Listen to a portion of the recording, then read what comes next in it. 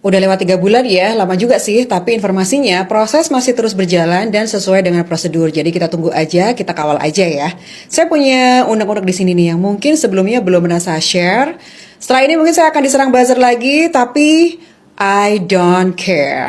Setelah persekusi itu saya mikir, oke, mungkin kalau orang kecil itu hanya bisa berharap pada Allah Subhanahu wa Ta'ala untuk melindungi.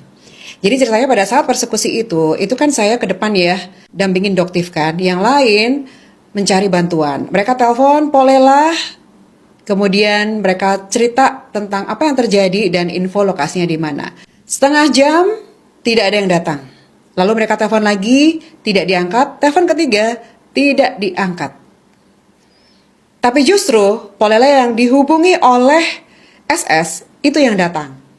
Jadi saya mikir, kok bisa ya pelaku persekusi lebih dilayani daripada kita korbannya? Apa karena kita orang kecil? Kita sih teleponnya ke 110.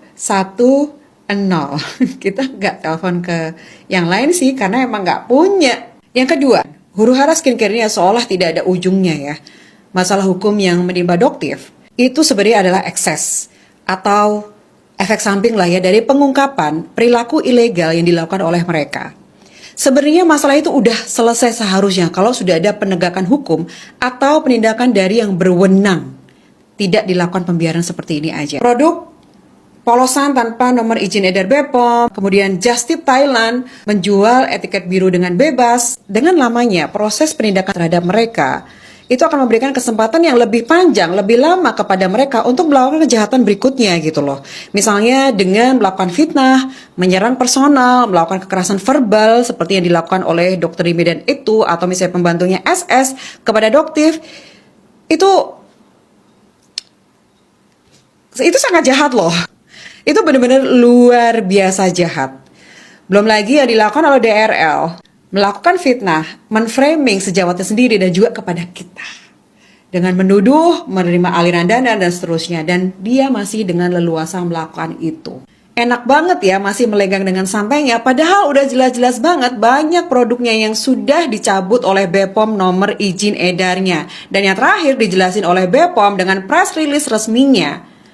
Kenapa nomornya itu dicabut dan kenapa dibilang overclaim.